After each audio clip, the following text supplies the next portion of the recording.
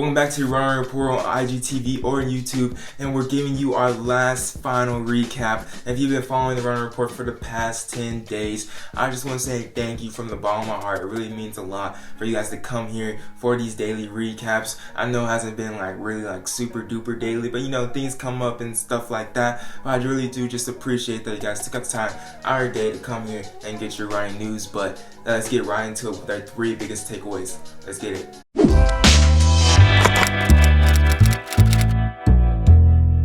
Our 3rd biggest takeaway from the last days of competition has to come that it's really hard for runners to just appreciate each other.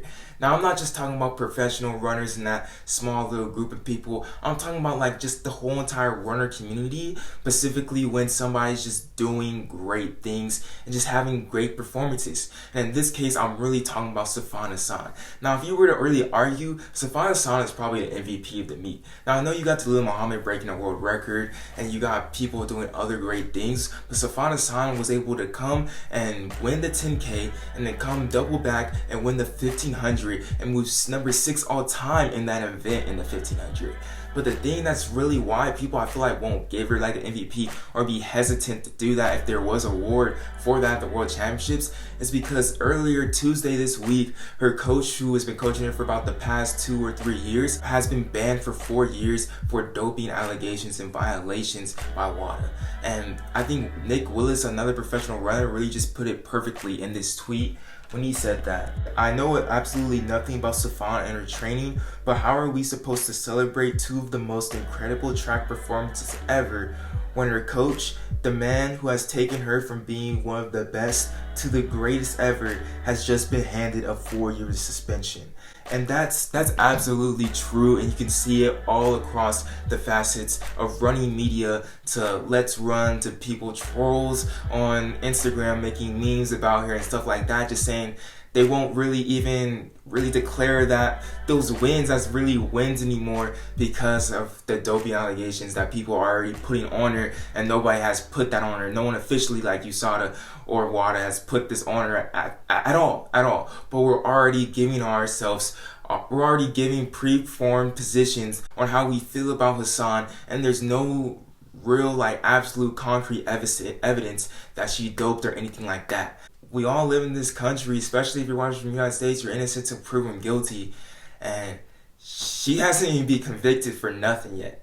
So let's chill for a second, appreciate this greatness, because what if she's not doing anything? What if she isn't? What if she's a clean athlete?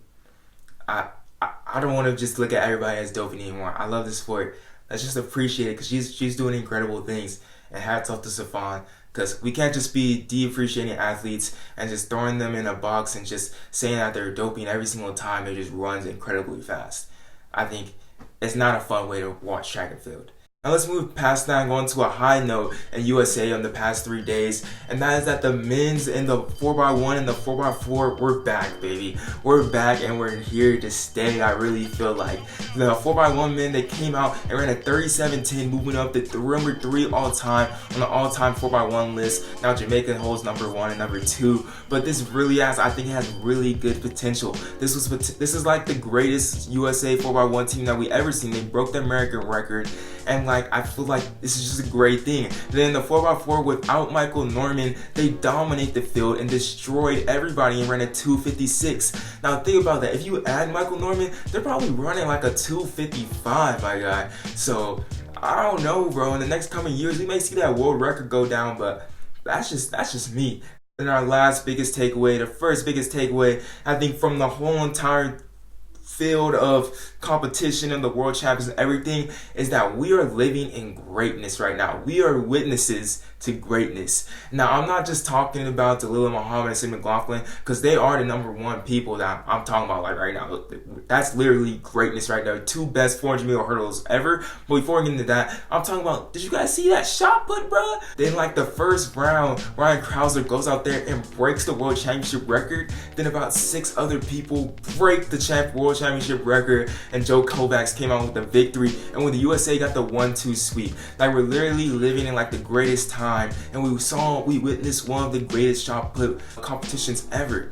And then moving on from that, like the 400-meter hurdles on the women's side did not disappoint at all. Like, it was literally a battle to the wire between Dalilah Muhammad and Sydney McLaughlin. And I don't care what nobody says from any type of sport, this is the greatest rivalry right now in sports, and I can't wait to see how it develops over the years. Like, literally, Dalilah Muhammad at the top of her game, Sydney McLaughlin at the top of her game. And you know what Dalilah said after this race? She said in 2020, it's probably going to have to take, like, I can't believe this, bro. I can't believe this. She said it's probably going to have to take a 51 to win next year. And she just broke the world record with a 52.16, bruh. She said it's going to take a 51 next year. So I'm ready. I'm ready for 22 Tokyo. Get your popcorn ready, because it's really about to go down.